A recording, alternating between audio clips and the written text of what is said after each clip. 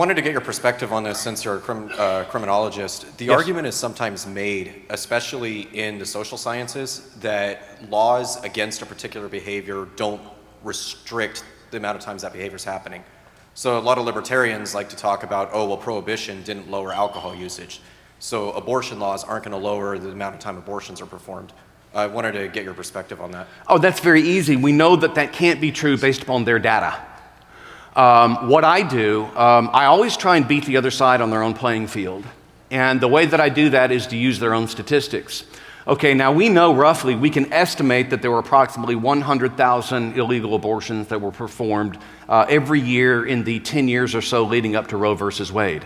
So, by the way, that's the weird philosophical thing that people do on the other side. They sit there and they say, well, you know, it still happened when it was illegal. I think I used the example in part one of rape is illegal and it still happens. I mean, it's just a pathetic argument, you know. Like, if we can't completely blot out a crime, let's just go ahead and make it legal. Okay, here's what's interesting. In 1974, and this is, you try and beat them whenever you can with their own numbers. Do you understand that? If they've got numbers that prove your point, by all means use them so that they can't under any circumstances whatsoever claim that you're manipulating the figures. According to the Guttmacher Institute, the year after Roe versus Wade was passed, there were 898,000 abortions in the United States of America. That was the only year post Roe versus Wade where, according to the Guttmacher Institute, there were less than 1 million abortions. It continued to go up. It crossed 1 million the next year, then up to 1.3 million. Then it peaked at 1.6 million in 1990, 1991, and 1992, and has remained above 1 million. So we know from their own statistics that that is absolutely false. And so there you go. Use their data whenever possible. And by the way, this is extremely important. You often hear that we need to make abortion safe, legal, and rare because we don't want women to die as a result of unsafe back alley abortions.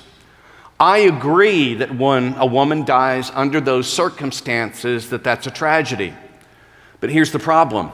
Dr. Mary Calderon, who was the president of the medical division of Planned Parenthood in 1959, gave a speech in a national forum, which was reprinted the next year in a national medical journal, that said in the late 1950s, the number of deaths as a result of illegal abortion, women dying under those circumstances, had dropped down to about 250 per year. That is such an important statistic, isn't it? If the Guttmacher Institute is showing in their statistics that abortion rises all the way up to 1.6 million, it raises a very simple question, does it not? Why would we allow for the killing of 1.6 million innocent human beings under the guise of saving 250? The argument only works if what? If you assume that the entity that is aborted isn't human. Do you see the pattern here? That's what we're fighting. And that's why we always force the argument back, if necessary through visuals, to the simple question, what is it? What is the unborn? Thanks for the question.